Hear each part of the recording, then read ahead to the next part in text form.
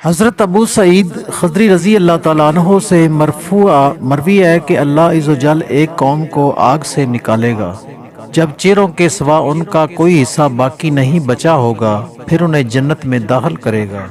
حضرت جابر بن عبداللہ رضی اللہ تعالیٰ عنہ کہتے ہیں کہ رسول اللہ صلی اللہ علیہ وآلہ وسلم نے فرمایا، جب اہل جنت جنت میں داخل ہو جائیں گے تو اللہ عز و جل فرمائے گا، کیا تمہیں کسی اور چیز کی طلب ہے کہ میں تمہیں مزید عطا کروں؟ وہ کہیں گے، اے ہمارے رب، جو تو نے ہمیں دیا ہے اس سے بڑھ کر کیا ہوگا؟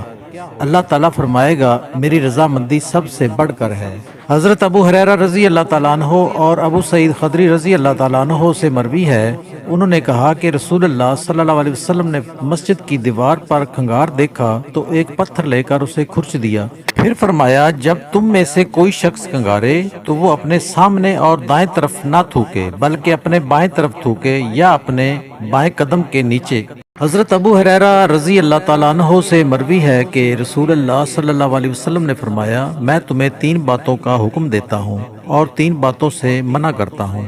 میں تمہیں حکم دیتا ہوں کہ اللہ کی عبادت کرو اور اس کے ساتھ کسی کو شریک نہ کرو، اللہ کی رسی کو مل کر مضبوطی سے تھام لو اور فرقہ فرقہ مت بنو، اور جس شخص کو اللہ تعالیٰ نے تمہارے معاملات کا نگران بنایا ہے اس کی اطاعت کرو، اور میں تمہیں فضول گفتگو، کثرت سوال اور مال ضائع کرنے سے منع کرتا ہوں۔ حضرت عبداللہ بن مسعود رضی اللہ تعالیٰ عنہ فرماتے ہیں کہ ہم نبی اکرم صلی اللہ علیہ وآلہ وسلم کے ساتھ نکلے،